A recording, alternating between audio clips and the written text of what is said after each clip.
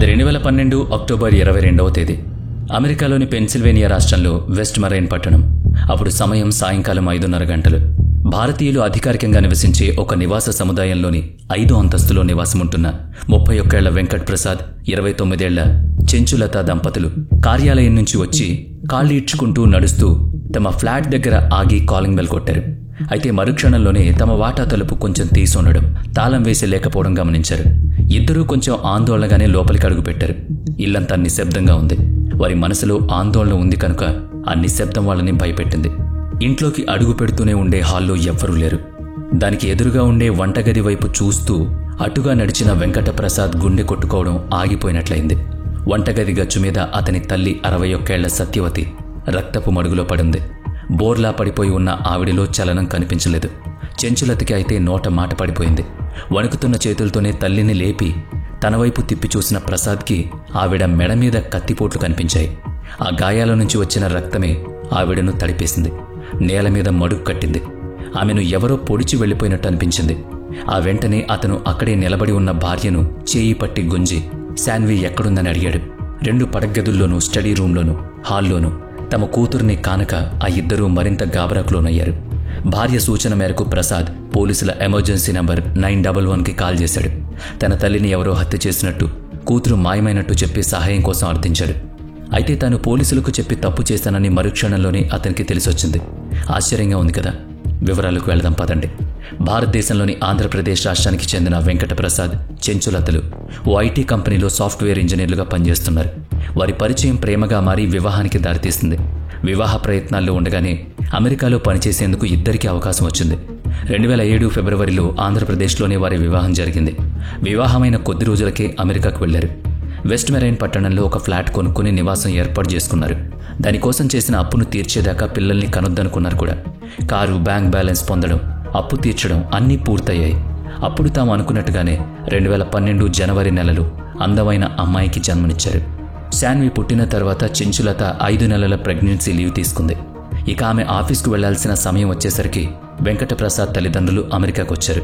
చిన్నపిల్ల ఆలనా పాలన చూసుకోవాలి కదా. అందుకు అమెరికాలో ఉద్యోగం చేసే భారతీయుల తల్లిదండ్రులందరికీ ఈ బాధ్యత తప్పదు. మరి అసలు ఇంట్లో అమ్మమ్మ, నానమ్మ, తాతయ్యల పెంపకంలో పెరిగే చిన్నపిల్లలు శారీరక, మానసిక వికాసం మరి వేరెవరి పెంపకంలోనూ ఉండవనేది తరతరాలుగా మనకు అనుభవంలో ఉంది. పైగా ఉద్యోగాలు చేసే భార్యాభర్తలిద్దరికీ వారి వారి తల్లిదండ్రుల సహకారం, మరీ ముఖ్యంగా పిల్లలు పుట్టినప్పుడు తోడుగా వచ్చి ఉంటే ఆ ధైర్యం వేరు, ఆ ప్రశాంతత వేరు. ప్రసాద్, లతా దంపతుల విషయంలోనూ వారు అదృష్టవంతులని చెప్పాలి. ఆ అదృష్టం వికటించడం అనేది దురదృష్టం. చిన్నారి శాన్వి బాగోగులతో పాటుగా వంట, వార్పు, బట్టలు ఉతకడం, ఇల్లు శుభ్రం చేయడం ఇలాంటి పనులన్నీ వెంకటప్రసాద్ తల్లిదండ్రులే చేసేవాళ్లు. చాలా వాటికి యంత్రాలు ఉంటాయి కనుక అది పెద్ద శ్రమ కూడా అనిపించేది కాదు. అయితే కొన్ని రోజుల తర్వాత వెంకటప్రసాద్ తండ్రి తన భార్యను కొడుకు వద్దనే వదిలి తాను మాత్రం భారతదేశానికి వచ్చేశారు. కాబట్టి వెంకటప్రసాద్, చెంచులత ఆఫీసులకు వెళితే ఇంట్లో చిన్నారి పాపతో వెంకటప్రసాద్ తల్లి సత్యవతి మాత్రమే ఉండేవారు. అలా 3 నెలలు గడిచాయి. 2012 అక్టోబర్ 22 నాడు సత్యవతి తమ ఫ్లాట్లోనే హత్యకు గురి కావడం, శాన్వి అదృశ్యమవడం జరిగాయి. ప్రసాద్ పోలీసులకు ఫిర్యాదు చేశాడు. ఇంతకీ పోలీసులకు ఫోన్ చేయడంలో తప్పేంటి అంటే, హాల్లో ఉన్న బల్ల మీద ఒక లెటర్ ఉంది. దాన్ని అతడు ముందుగా చూడలేదు. పోలీసులకు ఫోన్ చేసిన తర్వాతే చూశాడు. నీ కూతుర్ని ఎత్తుకుపోతున్నాం, పోలీసులకు గాని చెప్పావంటే మాత్రం ఆమెను ముక్కలు ముక్కలుగా చెక్కేసి మూట కట్టి నీకే పార్సిల్ పంపిస్తాం. నీ ప్రతి కదలికని మేము గమనిస్తూనే ఉంటాం. నీ కూతురు నీకు కావాలంటే మేము చెప్పినట్టు చేయాల్సిందే. $50,000 ఒక పెద్ద సంచిలో పెట్టి రాత్రి 8 గంటలకు నీ భార్య చెంచులత చేతికిచ్చి పార్కింగ్ ప్లేస్లో నిలబడమని చెప్పు. మా మనిషి వచ్చి డబ్బులు తీసుకున్నాక నీ కూతురు ఎక్కడుందో తెలియజేస్తాం. నీ కూతుర్ని నువ్వు ఎలా తీసుకుని తెచ్చుకోవాలన్నది ఫోన్ చేసి చెప్తాం. సొమ్ము తీసుకునే నీ భార్య మాత్రమే రావాలి. అది గట్టిగా జ్ఞాపకం పెట్టుకో. పోలీసులకు చెప్పే వెర్రిమొర్రి పనులు చేశావనుకో, చూసావుగా నీ తల్లికేమైందో. నీ కూతురు కూడా అలాగే నిర్జీవంగా నీ దగ్గరికి వస్తుంది. కాబట్టి ఒళ్ళు దగ్గర పెట్టుకుని మసులుకుంటే నీకు, నీ కూతురికి మంచిదని మళ్ళీ చెప్పనక్కర్లేదు అని ఇంగ్లీష్లో రాసిన ఉత్తరం ఉంది. పోలీసులకు ఫోన్ చేసి తప్పు చేశానా అని ప్రసాద్ వణికిపోయాడు. అతని భార్య చెంచులత కూడా ఆ ఉత్తరం తీసుకుని చదివి కంగారు పడింది. ఆ వెంటనే ప్రసాద్ మళ్ళీ పోలీసులకు ఫోన్ చేసి ఉత్తరంలో ఉన్న విషయం అంతా వివరించాడు. అందుకని పోలీసులు సాధారణ దుస్తుల్లోనే అతని ఫ్లాట్కొచ్చారు. వాళ్ళు కూడా ఆ ఉత్తరాన్ని చదివారు. తాను ముందుగానే ఆ ఉత్తరాన్ని చూసుంటే వారికి చెప్పేవాణ్ణి కాదని, ఇప్పుడు ఏం చెయ్యాలని వెంకటప్రసాద్ లబూదివ్వమన్నాడు. తన కూతురు ప్రాణాలతో దక్కాలంటే పోలీసుల జోక్యం కానీ అసలు వాళ్లకు చెప్పడం కానీ చేసి ఉండకూడదుగా. ఇప్పుడేం గతి అని ఏడుస్తున్నాడు. కంగారు పడకండని పోలీసులు చెప్పి వాళ్ళు అమ్మాయి రక్షణ తమ విధి అని చెప్పారు.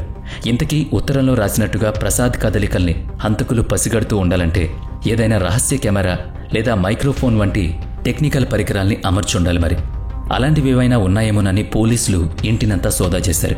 అలాంటివేవీ లేవని నిర్ధారించుకున్నాక వాళ్ళు సత్యవతి మృతి చెందిన వంటగదిని పరిశీలించారు. అయితే శాన్వి విషయం తెలిసేదాకా ఇంట్లో జరిగిన హత్య సంగతి గురించి చర్చించకూడదని భావించిన పోలీసులు ఆమె మృతదేహాన్ని అక్కడే ఉంచారు. ఇక హంతకులు కోరినట్లుగా $50,000 సొమ్మును బ్యాగ్లో పెట్టి ప్రసాద్ భార్య లత చేతికిచ్చారు. ఆమెను పార్కింగ్ ప్లేస్లోనే ఉండమని తాము చాటుగా గమనిస్తామని చెప్పారు. బ్యాగ్ తీసుకోవడానికి వచ్చేవాళ్లని అనుసరించి వెళ్లి వాళ్ల బృందం అదుపులోకి తీసుకోవాలనేది పోలీసుల ఆలోచన. అయితే వెంకటప్రసాద్ భార్య చెంచులతకి తమ ప్రయత్నాలను ఆ హంతకులు పసిగడితే తమ కూతురు శాన్వి తమకు దక్కదని భయపడింది. తానొక్కతి వెళ్లి బ్యాగ్తో నించుంటానని చెప్పింది. అందుకు వెంకటప్రసాద్ అంగీకరించలేదు. పోలీసుల రక్షణ లేకుండా అది కరెక్ట్ కాదన్నాడు. తన తల్లిని చంపి కూతుర్ని అపహరించిన వాళ్ళు భార్యకు కూడా హాని తలపెడితే తాను తట్టుకోలేనన్నాడు. అందుకు ఆమె సరేనని తలూపింది. ఉత్తరంలో రాసిన పార్కింగ్ ప్లేస్ వాళ్ల అపార్ట్మెంట్కి సుమారు 300 మీటర్ల దూరంలో ఉంది. చెంచులత డబ్బుల సంచితో సహా అక్కడకు పోయి నిలబడింది. మఫ్టీలో ఉన్న పోలీసులు అతి సాధారణ వ్యక్తుల్లాగా దూరంగా మసులుతూ ఆమెను ఆ రహదారుల్ని కనిపెడుతూ ఉన్నారు. రాత్రి 8 గంటలైంది. ఆ ఉత్తరంలో చెప్పిన సమయం కూడా అదే. రాత్రి 9 గంటల వరకు అలాగే నిలుచున్నా కూడా ఎవ్వరూ రాలేదు. లతలో ఆందోళన పెరుగుతోంది. పోలీసులకు అనుమానం కలుగుతోంది. ప్రసాద్కు గుండెదడ. ఒకవేళ పోలీసులున్నట్టు అనుమానించో లేదా నిర్ధారణ కోసమో ఆ హంతకులు కావాలనే నిరీక్షింపచేస్తున్నారేమో అనే ఊహతో ఆ ప్రాంతంలో ఎవరైనా అనుమానాస్పదంగా సంచరిస్తూ ఉంటే పట్టుకుందామని పోలీసులు కాపుకాశారు. బహుశా వాళ్ళిక రారేమో, మనమిక్కడ ఉన్నట్టు వాళ్ళు గమనించుంటే ఆ విషయం ఎటూ ఫోన్ చేసి చెప్తారు కనుక ఇంటికి పోదామన్నారు పోలీసులు. మరి నా కూతురు సంగతి అంటుంటే దుఃఖంతో లత గొంతు పూడుకుపోయింది. కూతుర్ని వాళ్ళు ఏదైనా చేసుంటారేమో అనేది ఆమె భయం. వాస్తవానికి పోలీసులు ఆమె భయాన్ని ముందే ఊహించారు, ఆలోచించారు. కానీ ఆ కిడ్నాపర్ బయటకు రానిదే ఏం చేయడానికి లేదు కనుక వాళ్ళు మరో అవకాశం కోసం చూస్తున్నారు. పైకి మాత్రం ఆమెకు భరోసాగా మాట్లాడుతున్నారు. వాళ్ళొచ్చి చెప్పేదాకా ఏం జరుగుతుందో తెలియక వచ్చి ఎవరూ రాలేదని చెప్పాక వెంకటప్రసాద్కి మూర్ఛ వచ్చినంత పనైంది. పోలీసులు సత్యవతి మృతదేహాన్ని శవపరీక్ష కోసం హాస్పిటల్కి తరలించారు. అదే పనిగా కత్తితో పదే పొడవడంతోనే ఆమె మరణించినట్లు అటాప్సీ రిపోర్ట్లో డాక్టర్లు వెల్లడించారు. ఆ రోజు మధ్యాహ్నం సుమారు 3 గంటల వేళ ఆ సంఘటన జరిగి ఉండాలని చెప్పారు. ఆ మాత్రం సూచన దొరికాక పోలీసులు ఫ్లాట్ను సోదా చేస్తే తెలిసిన విషయం ఏంటి అంటే ఇంట్లోని నగలు దొంగిలించబడ్డాయని, వాటి విలువ సుమారుగా 10 లక్షలు ఉంటుందని. అయితే చిత్రంగా ఆ ఆభరణాలుంచిన అల్మరా పగలగొట్టబడి లేదు. అంటే తాళం చెవితోనే తెరిచారు. తాళం చెవులు అల్మరాకే తగిలించి ఉంచుతామని చెప్పాడు ప్రసాద్. భారత్లో ఉన్న ప్రసాద్ తండ్రికి సమాచారం అందింది. ఆయన అక్కడ, వీళ్ళిక్కడ కన్నీరు మున్నీరయ్యారు.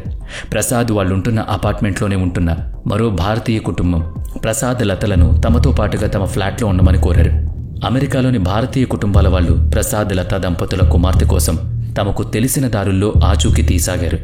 శాన్వి ఫోటో ముద్రించిన పోస్టర్లను ప్రదర్శించారు.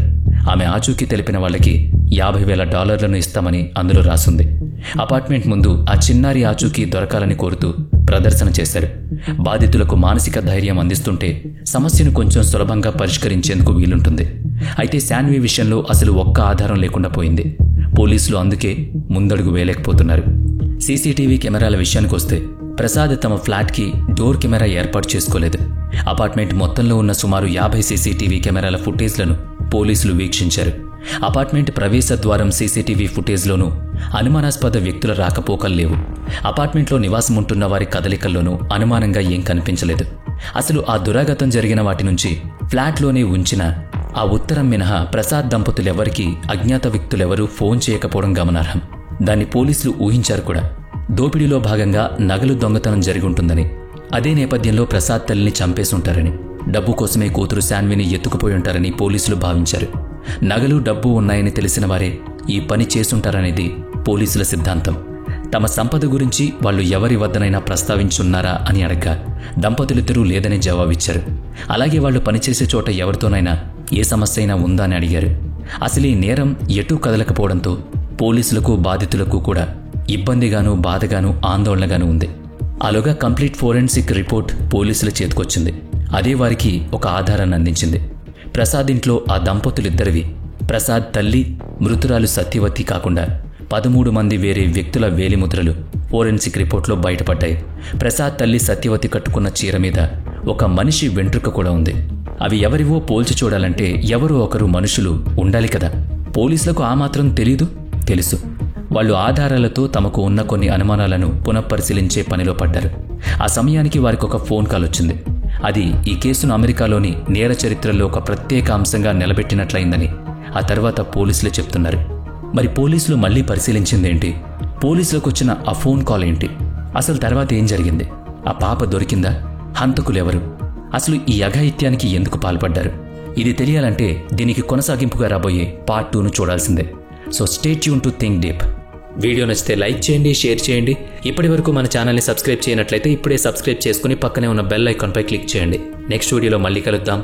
Thanks for watching.